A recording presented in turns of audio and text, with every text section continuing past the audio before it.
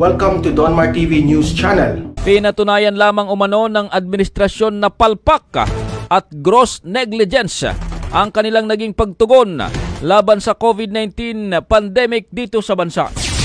Ito po ang tahasang sinabi ni Senador Risa Hontiveros matapos na isailalim muli ng gobyerno sa Enhanced Community Quarantine ECQ ang ilang lugar naman sa bansa kabilang na ang Metro Manila. Ayon sa Senadora na ang pagbabalik ng ECQ ay resulta lamang kung anong uri ng pamamahala mayroon ang ITF o IATF, NTF. Dagdag pa ng mambabatas na hanggat parehas pa rin ang mga taong namamahala sa pandemya ay magpagkakamali sa pagtugon ng problema, hindi dapat napigilan ng pagkilos ng mamamayan at patuloy na magdudusa dito ang mga ordinaryong mamamayan.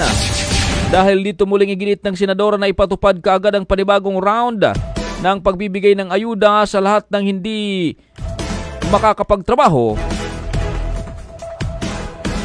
at patatagin naman ng suporta sa pangunahing sektor kabilang ng Public Employment Program para lumikha ng trabaho at tiyakin na ligtas ang balik trabaho para sa mga manggagawa, partikular na sa mga health sector at essential production at delivery ng pangunahing bilihin at serbisyo. Ayan ho kasi yung issue kay Pangulong Duterte. O di ba? Una yung kanin. Sabi nila bakit daw nandun nakatusok. O di nagagalit sila. Alam mo sa totoo lang, pinaglalaroan lang sila eh. Sa totoo lang pinaglalaroan lang ni Pangulong Duterte ito mga ito. Siguro tawa ng tawa sila yung mga tao dyan. Di ba? Siguro tawa sila ng tawa. Eh kasi naman, pambihira naman kayo. Ano ba naman lahat na lang ginagawa ninyong issue? Diba? O, tapos, nagalit sila. Sabi nila, bakit daw nakafocus? Noong unang nilabas, nakafocus ito. Yan yung nilabas si Senator Bongo. Tapos, etong kabila, may nag-post daw. So, nung may nag-post yan sa kabila, tapos biglang dinilit daw, kasi merong lechon. Birthday mo. Presidente ka. Lechon bawal. Sigurado nga ako sa inyo eh. Marami sa inyo pang nag-birthday. Sige nga.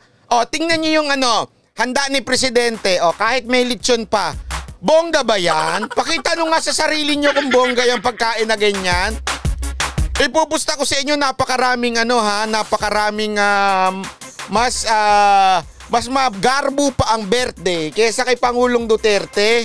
Diba? Ayan lang paano pa ho si Pangulong Duterte? Pangulo pa yan. Marami yung mga kamag-anak sa kanila. Diba ho? Bakit naman hindi siya magbe-birthday ng may lechon? Napaka-plastic naman. No? Anong gusto nyo? Toyo ang pakain sa kanya habang birthday? Kasi ginagagalit nyo. O, sabi nga ng kababayan natin si Abel Traver, ang lechon ordinary lang yan sa Visayas at Mindanao. Oo nga. Kasi ang issue daw nila ho ay ito. Kesyo daw, sinasabi nito si Gaite, na kesyo daw nag-acting poor si Pangulong Duterte. Alam nyo, hindi ho nag-acting poor si Pangulong. Iba ho yung nag-acting poor at talaga yung tao ay simple lang. Magkaiba ho yun.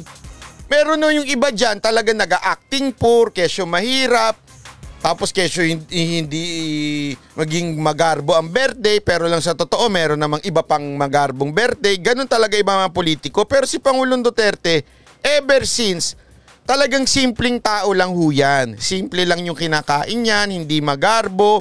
Hindi ho ganyan si Pangulo. Kaya tingnan mo yung pagkain niya, napakasimple lang naman eh. Oh. Yang lechon na yan, pustahan tayo, tatagal pa ng mga 3 araw yan, 5 araw. Ito kasi si Gaite, parang matandang na may menopause. Tingnan mo, kung ano na naman sinasabi niya, acting poor for your birthday, photo ops when you're not really poor, is just mocking those who truly have nothing to put on their tables for their own birthdays. Saang part doon? Saang pa-art doon na minamak ni Pangulong Duterte o nag-acting siya na mahirap? Diba? Asan ho doon? Ayan na nga kung ano yung nakikita nyo, yun na yung pagkain niya. Ganyan naman talaga mag-t-shirt yung mama. Anong gagawin natin?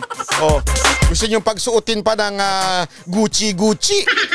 So I don't think this is an acting. This is not an acting. This is just the president. May mga ganyan tao ho talaga, yung simple lang. Hindi ho sa ano yan yung sinasabi natin. Si Pangulong Duterte, ganyan lang ang damit niya, simple lang. Hindi ibig sabihin nag-a-acting siya ng poor. Kaya dapat, gaite, easy ka lang. Easy lang sa buhay. Huwag masyadong masyado kang palaban. Ano ba reklamo niya ngayon? Ito pala yung di nakita sa picture. Galing. Ang simple nung kanin cake. Hanggang sa makita mo na may lechon pat handa. Ang point lang, pati ba naman ang birthday scam ninyo pa ang publiko? Bakit kailangan may palabas pa kasi? Renato Reyes, alam mo kung bakit, ito kasi hindi nila maintindihan, kaya kinlose up yon kasi pinapakita yung pag-iihip ni Pangulong Duterte. Di ba alam naman iihip ka, ang pinapakita mo yung lechon, tanga lang. Hindi totoo, sige nga meron ba sa inyong nag-birthday? Meron sa inyong nag-birthday, tapos iyan yung cake. O hihipan mo. Ano pipicturan mo? Yung lechon? O yung soft drink? O yung mga alak? Siyempre ang pipicturan mo, ipopokus mo yung mag-iihip ka ng candles. Alam mo, ito na lang, Sir Renato. Anyway, talaga mahilig ka naman din dumaldal, mahilig ka rin naman dumanda. Subukan mo kumandidato.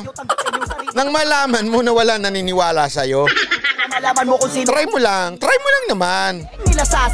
Para maintindihan mo na yung mga sinasabi mo, pinagtatawanan ka na lang. Kung papipiliin naman ako sa akin lang ito, di ko sinasabi si Renato sa akin lang Kung ako naman ang papipiliin mo, ano mas gugustuhin ko, tuta ng Kano o tuta ng NPA?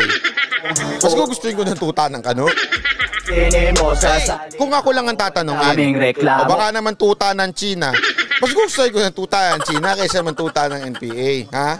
Kung ako lang ay tatanungin, pero kung hindi mo ako tinatanong, hindi ako sasagot. Grabe, medyo tumatanda na itsura niya. Kasi masyadong negative sa buhay. Alam mo, Sir Nato, ito makinig ka, Sir Nato. Minsan wag ka din masyadong negative sa buhay. Kasi nakakatanda ho talaga yan. Tingnan nyo itsura nyo ho. Diba? Dati nung nagkita pa tayo, nagmi-meet pa tayo dati. Nung binubula-bula mo pa kami. Sobrang ang itsura mo nun, bata-bata pa Kasi magkakaedad lang ho ata kami nito Pero pag nakita mo ngayon sa television nito, parang ngarag ng garag na. Hindi ko nilalait yung itsura. Ang sinasabi ko lang, huwag kang masyadong negative sa buhay. Pag negative ka sa buhay, abay bibilis ang tanda mo. And speaking of his birthday, hindi ko naman maintindihan naman itong mga iba. Napakasimple na nga nung birthday celebration ni Presidente kahapon. Abay, nakita niyo ba yung nasa pahayagan? Sayang hindi natin may pakita dyan sa screen. Di ba usually pag nagbe-birthday kayo, may birthday cake, lalagay niyo ng kandila kung ilang taon na kayo. Si Presidente, napakasimpleng tao Kita niyo, naka-t-shirt, naka-shorts, naka-chinelas. Yung kandila niya, sa halip na sa cake, nandun sa kanin. Ano pa ba naman kasimple yan ang gusto nyo? Meron daw pong bakit merong lechon? Sus Maria Josep naman kayo. Pati ba, unang-una, alam po ninyo yung lechon. Napaka-ordinaryo na sa Pilipinas. Pamilya, yung lechon napaka-ordinaryo na po yan. Most likely, baka may nagregalo sa kanya ng lechon. Bakit naman? Why will you have to react to that kung meron naman nagbigay sa kanya ng lechon? Kayo talaga, But anyway, nagkausap po kami kahapon. At sabi ni Presidente, sabi niya, ikaw ang unang tinanggap kong tawag. Ang happy birthday. Sabi ko, Mr. President, pwede ba kitang kantahan? Sabi niya, wag na. Baka maiyak pa ako. Yun, napakasimple yun ng Presidente natin. Kaya, pagdasalo natin, na bigyan pa siya ng mahabang buhay na maging malusog.